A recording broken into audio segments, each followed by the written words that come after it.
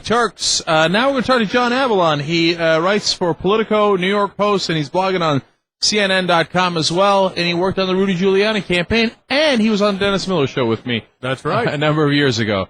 I thought it was just me that got the Dennis Miller Show canceled, but John, we can fairly say it was both of us. I contributed to that failure, but it was a great show. I always had fun doing it. Yeah, no, me too, absolutely.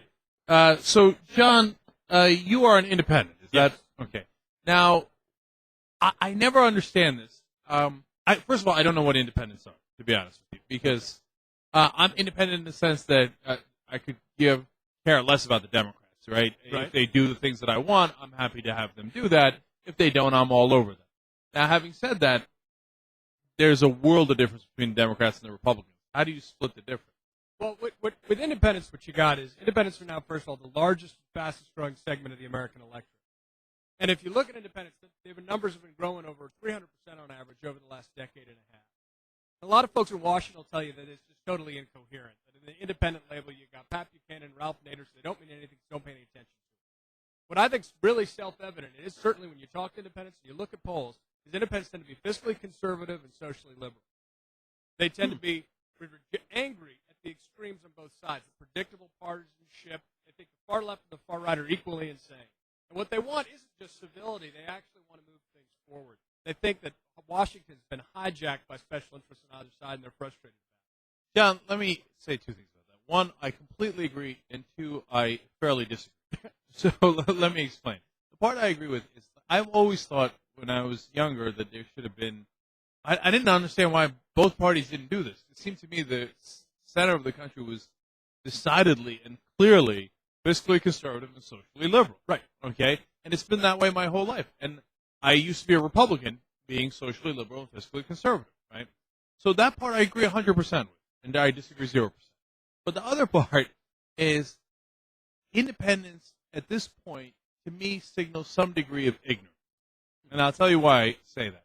Because if you know the issues, you know which side is going to be more advantageous to your positions. Like I'm still a person who's fairly fiscally conservative and socially liberal, and I know that Obama's tax plan is a little too generous and that it's going to cause budgetary problems. But I also know that McCain's tax plan is even worse, and we're going to have even more budgetary problems under the McCain plan. I know these things, so I didn't make an informed decision, and to me, it's an easy one at this point. Right. That I go with Obama. So if you still haven't made up your mind, doesn't that to some degree mean you don't know what you're talking about? No, I do disagree with you there. I think a lot of folks do say to independents, this has been one of the Washington things, look, they're not engaged. If you're really engaged, you're an activist, therefore you care. Politics and civics are about people who show up, and therefore independents are just this kind of unwashed mass that sort of doesn't know what they're talking about. My point is I think they actually are really civically engaged. And I do think they are allergic to the extremes they see on both sides. Now, you raise a fair point, in particular, about Republicans. I think one of the huge mistakes Republican parties made in recent years is they've kind of divorced fiscal responsibility with fiscal conservatism. Somehow that split off. Tax cuts became a theology, and the whole idea of trying to be a balanced budget guy, which is the heart of fiscal responsibility, someone like John McCain tried to fight for, well, when he was in Congress, Tom DeLay and everyone else bitterly about it, he got treated as an apostate. So I do think that this ground is always shifting.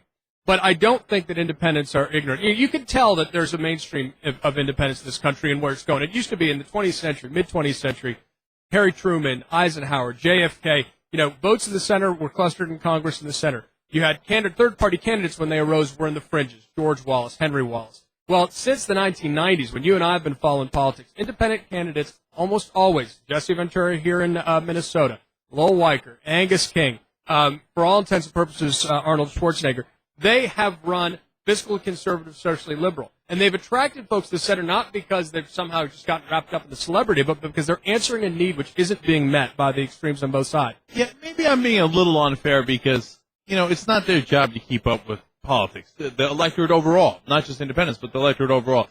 And are the Democrats, core Democratic voters or the core Republican voters necessarily more educated than the independents? Probably not. They're just probably going with their team. Yeah. But some are. No question about it. Sure, but you got both. But the teamism is part of the problem.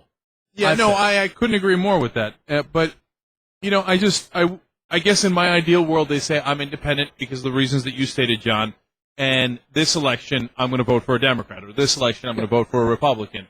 But it seems like they always we're always waiting till the last 5 days before the election before those dudes make up their minds. Well, I think to their credit, I think independents aren't going into elections with a preconceived notion, not seeing things as us against them, not buying into the teamism. They really want to be the honest brokers and say, okay, show me what you got. Let's see how this election plays out, and I'm going to make my mind up on the merits. I think that's actually to their credit. I think that's a civic backbone that's showing, not this kind of reflection, well, it's my team, and let's not pay attention to anything else. I do think that, the independents are the deciding factors in elections, and that has a certain stabilizing factor. Look, John McCain and Barack Obama represent a historic election, not for all the obvious reasons we talk about to ad nauseum, but because both of them ran against the establishment of their own parties. Both ran in their own way explicitly post-partisan campaigns. The hit on McCain from the far right was always that he was too centrist.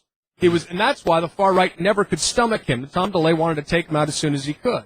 And folks on the left, Barack Obama took on Hillary Clinton, who was centrist in her voting record, but she was perceived as being one of the most polarizing figures in American politics. Before we move on to your work on Giuliani, John, and we're talking to John Avalon, I want to ask you about one thing you said about McCain. You said he was a guy who was in favor of fiscal responsibility. Yeah. I think the operative word in that sentence is was.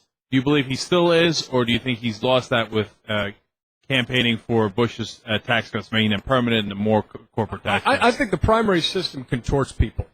I think the primary system forces candidates to run that gauntlet to the extremes, and usually to the disservice. You got to fight hard. McCain, to his credit, campaigned for president championing things like the Gang of 14, which is hated by hardcore Republicans. On fiscal responsibility, I do think that one of the pressures that he succumbed to was saying, look, pay as you go. That's become a Democratic position, in my mind, to the Democrats' credit. And he embraced tax cuts because that's become something close to theology in the Republican Party. So he's wrong. I do think that in his core, look at his record, he has fought for the old version of fiscal responsibility, but the Republican Party left that in the dirt over the last couple of years. That's one of the reasons they got their ass handed to them over the last couple of years. No, I totally agree with you there. But what I don't agree with is working for Rudy Giuliani. So let's talk about that a little bit. He's a good friend and happy to defend. All right, we're talking to John Avalon. Not only did he work for Giuliani, but right now he writes for Politico, New York Post, and CNN.com as well. So, John, Giuliani crazed on foreign policy. Absolutely crazed. I mean, he thinks that the terrorists are going to come and take over, Newark, Camden? Okay, how do you work for What Rudy Giuliani believes is that we are in a worldwide war of the terrorists against us. And I think there's every credibility to that. I think there is a worldwide conflict going on right now. But its main front isn't necessarily Iraq, certainly is Afghanistan. The war has many fronts, and it's not against the United States and the terrorists. It's against really the Western world and the terrorists, and even the non-Western world. That's the point. You need to enlarge in our concept of this conflict. John, I'm not buying it. I'll tell you why I'm not buying it. Because do I think that in Osama bin Laden's wildest dream he takes over the whole world? Of course. He wants a caliphate. Right. He's been very upfront about it. Right, and Giuliani and the neocons always talk about the caliphate. But it's completely and utterly unrealistic. I mean, it's battling against the windmills. Was the Unabomber going to take over the world? Of course not. He's like the lone clown in Montana. And now Al-Qaeda has, of course, had 9/11, and they did it with box cutters. So, obviously, not only do you have to take them seriously, I wanted to eliminate them. I wanted to go into Afghanistan with 150,000 troops and kick the living crap out of them. We didn't do that, and we let them go. Well, we did go into Afghanistan. But the job is not done yet. But we had him surrounded in Tora Bora, and we simply did not pull the trigger. It was amazing. To the point that I think the Republicans actually wanted to keep the boogeyman around. Now, that's coming from a guy who was a Republican until 2003. But they were absolutely negligent in going after Al-Qaeda. But then they turn around and they talk about, worldwide war on terror, and we're going to get them. One, I don't believe them because they didn't get them. They still haven't gotten even bin Laden. Number two, they're way over blowing up the threat. Funny choice of words there, but in terms of, it seems to me to scare people because Al-Qaeda's not going to take over Cleveland. It's ridiculous. I'm from the Mein Kampf school on this, which is that you take them at their word. If they say they want to take over the world, if they say they want to kill Americans. But that's Americans, what the Unabomber said, so you take them at his word. I think there's crazy. a world of difference between one ball mailed to a professor in New Haven and 9/11, which I experienced myself personally, and so did Rudy Giuliani. Obviously, things like that shape your worldview. You're not going to be honest with yourself or the world if you say they don't, when you experience that directly. But I do think that was one of the defining moments of our time. John, look, we were all there at 9/11. Dave had dust all over him, our executive producer, etc. So the question isn't whether we want to protect against 9/11. I've just told you I want to protect even more than the Republicans. But I think there could be more common ground on this. The caliphate idea is ridiculous. I mean, what, they're going to take over Australia? Is that what's going to happen? They're going to take over Sweden, Botswana? What's going to happen? Here's one good thing if the Democrats win that I think could happen in this debate. I think this debate has been far too polarized and made far too partisan, and it really distracts from the larger obligation. The reality is this is a non-optional threat. And whether the Bush administration and the Democrats try to make it a partisan threat, they mislead the American people, and they divide us to our discredit.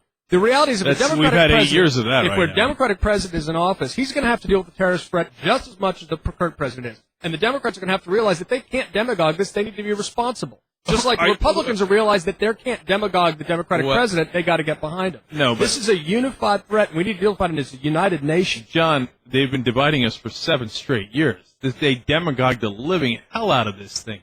I mean, and Rudy's number one, noun, verb, 9/11, noun, verb, 9/11. I got it, dude. You were mayor at a time when your city got attacked, and frankly, it got attacked under the Bush administration. You didn't do your job, and now you're bragging about it. I'm not blaming Rudy for it, because as a mayor, I wouldn't assume any of that. And the Biden line aside, it may be difficult for some people to appreciate, but actually there was a policy inside the campaign to not reference 9/11, to focus on his accomplishments. Well, he failed on that. No. Go back and look. Because I experienced it. The first two people to use 9/11 in an advertisement in 2006 were Mitt Romney and then Hillary Clinton. Mm-hmm. And then Giuliani picked that ball up and ran with it. There was always John, a here, let's get to substance. Now, I think politically they're demagoguing. We can have difference of opinion on that. But substantively, Rudy Giuliani and the Republicans are wrong on how to deal with the war on terror. You don't do it by invading every country that has a terrorist. Otherwise, you'd have to invade America first. Remember, the terrorists were all inside America before they attacked America, right? We'd have to be attacking Germany. It's a crazy, crazy philosophy. John Kerry was right, and the person who says he was right now is the former defense secretary for President Bush. He just released the National Defense Strategy, Robert Gates did, saying this is a crime-fighting operation, and we shouldn't be using solely military purposes here. I mean, it was literally as if he had quoted John Kerry from the 2004 campaign. It is a money front operation that we're dealing with here, but I don't think it is just terrorism is something the Western world should treat just as a nuisance. You should say to the folks in Madrid at the train station, look, that's going to happen once a decade. Just deal with it. It's a nuisance. I don't think that's respectful to people's civil liberties and civil rights. How do you deal with it? Right. Of course that's a question, and we should have a debate and a democracy out of that. But what I think we do also need to do is deal with the reality that this is a non-optional threat. And what does that mean? It means that this is not something that we can either choose to deal with or not choose to deal with. But John, you got to stop that because everybody wants to deal with it. It's not like Obama says, "Oh, forget terrorism, we're going to put it aside." That's exactly my point. Nobody says that. That's exactly my point. I think we've done a real disservice to the nation on both sides, the extremes on both sides, trying to demagogue this issue. I think we need to deal with this as a national threat against the United States. Terrorists don't I'm telling you, we should do it as a crime-fighting thing. That's the discussion we're having. Yeah. I mean, we invaded Iraq, the whole freaking country, and it turns out that's the one country that didn't have terrorists in it, miraculously. Okay. Well, obviously that strategy failed. Right. And with Iraq, here's also, I think the next coming president, whoever Democrat or Republican, but if Obama comes in, he's going to have to deal with the reality of Iraq. Whether or not we should have gone in Iraq is unfortunately an academic debate. It's not at all, because it shows judgment, and McCain was wrong on it. Giuliani, they were all wrong on it. But what McCain was right on was, I think, the surge. You need to deal with things, the reality. You can't say, look, I wish 2003 had never happened. You may wish that. And you can argue that the sin of that is that we're in, and therefore it becomes a Pottery Barn example, like Colin Powell said. Once you break it, you buy it. But a president of all the people has got to be responsible for that situation. There's simply no way to be irresponsible. And if I'm going to elect a president who's going to be responsible for that, I'm certainly not going to elect the guy who made the mistake in the first place and still says he'd do it again. That's mental. So I'm definitely not going to elect McCain. And certainly wouldn't do it with Giuliani. Here's the thing, John. Giuliani, when I lived in New York, was the mayor, okay? And he cleaned up the crime. He did a great job with it. You can give credit to Police Chief Bratton. He gave credit to a lot of people. But he was in charge, and he did it. Credit where credit is due. He was socially liberal. He was fiscally conservative. I liked him. Bloomberg, I love. He's like one of my favorite politicians in the country. He's an independent. Yeah, he's an independent. Like and he's fiscally conservative and socially liberal, and he means it, both of them. Yeah. I love Bloomberg. Okay. Yeah. But Giuliani went from being Bloomberg or Bloomberg Light to all of a sudden, like the world's most crazy neocon, John Bolton. What the hell happened to him? Look, Rudy Giuliani's always been conservative about national security and fiscal issues. Genuine. He's also been very centrist on social issues. And that's always been his case. But, national security is not really much of an issue when you're mayor of New York City, even though the joke is that every mayor of New York City has a foreign policy. I think Mike Bloomberg, Joe Lieberman, Rudy Giuliani, they all represent the same kind of trend that we're talking about, Arnold Schwarzenegger, which is a trend toward the center and independence, people wanting independence. Yeah, and the not problem people is that cookie Giuliani cutter. isn't the center. When he used to be, he was interesting. Now he's not, unfortunately. Well, he's John a great guy. Avalon, we really appreciate you coming My on, pleasure. man. Good to see you. We really appreciate it.